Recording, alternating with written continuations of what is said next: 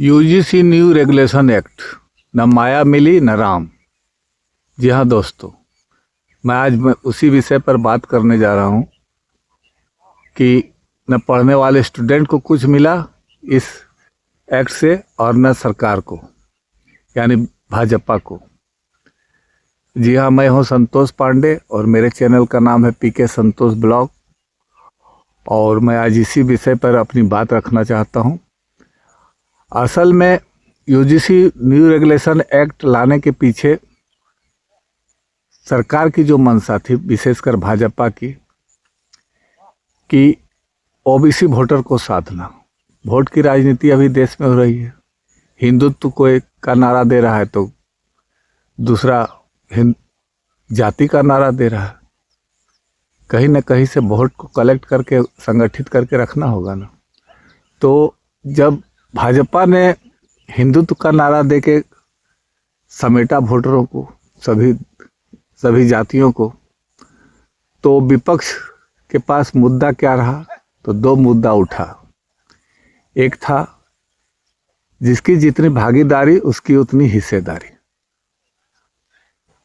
और दूसरा था कि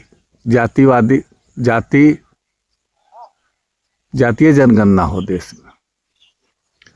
अब भाजपा ने दोनों मुद्दे को अपने पाले में करना चाहा, तो यूजीसी न्यू रेगुलेशन एक्ट उसी में से एक है। जातीय जनगणना तो अलग बात है, उसकी भी घोषणा सरकार ने कर दी है। लेकिन यूजीसी न्यू रेगुलेशन एक्ट में जो एससी एसटी वर्ग के लोगों को पहले जो शामिल किया गया था, अब उसमें ओबीसी वर्ग को भी शामिल कर दिया गया। और उसमें जो नेगेटिव बात थी वो यह बात थी कि जनरल क्लास के लोगों को उसमें प्रोटेस्ट करने का या अपील करने का या झूठा आरोप लगे तो अपील करने का भी मौका नहीं है कहीं, और आरोप झूठा साबित भी हो गया तो जिसने आरोप लगाया उस पर भी कोई एक्शन नहीं होगा। लेकिन यहाँ तो यह मामला इतना तूल पकड़ा, पिछले महीने आप लोगों ने देखा कि सड़क से लेकर सदन तक और सदन से लेकर न्यायालय तक मामला पहुँच गया। अभी ठंडे बस्ते में है।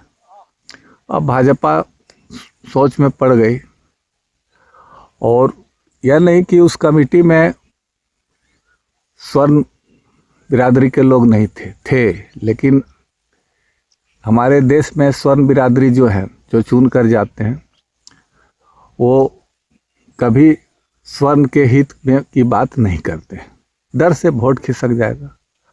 और वैसे भी जो भी सरकार बनती आई है मेरे होशो हवास में, हर समय गरीबी हटाओ, पिछड़ों को, दलितों को, गरीबों को हक दिलाएंगे, गरीबी हटाएंगे, यही नारे के साथ सरकार आती है। ये भाजपा जो अभी शासन करे वो हिंदुत्व के नाम, इसके साथ साथ हिंदुत्व का टैग दिया गया, और इसी तरह से देश में चल रहा है। और हमारे इंडियन तो इमोशनल हैं। इमोशनल मुद्दा कोई उठा दो, धूर्त चालाक लोग तो बस उसके पीछे पड़ जाते हैं। यूनिवर्सिटी में यूनियन होता था, शिक्षा के स्तर में गड़बड़ी हो या कहीं और शिक्षण संस्थानों में कुछ हो तो उसके लिए संगठन होता था। लेकिन वहाँ तो अब राजनीति होने लगी, और राजनीति इतना बड़ा लॉलीपॉप है हमारे देश में, अब इतना क्रेज बढ़ गया है कि कोई कहीं से भी उठा दे और कुछ भी बोल दे। इस देश में इतनी आज़ादी मिल गई है। अनेक नारे लगने लगते हैं। तो इस ख्याल से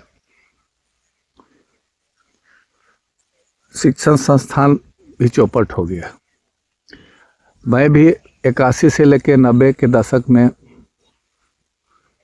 1981 से 90 के बीच में कॉलेज यूनिवर्सिटी में पढ़ाई की, लेकिन कहीं इस तरह की भनक भी नहीं लगी। स्कूलों में मैं देखता था, मैं तो जाति से ब्राह्मण हूँ, पांडे टाइटल है, तो स्टूडेंट्स में आपस में बातचीत करते थे तो कहते थे ए पाड़े इधर आओ, क्लियर। कहीं कोई उसमें लगता भी नहीं था, किसी के ईगो में हर्ट नहीं होता था।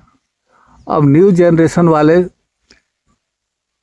को पता नहीं क्यों, न्यू जनरेशन वाले को भी, जो पढ़ने वाले उनको कोई फर्क नहीं पड़ रहा है इस सब चीज़ से।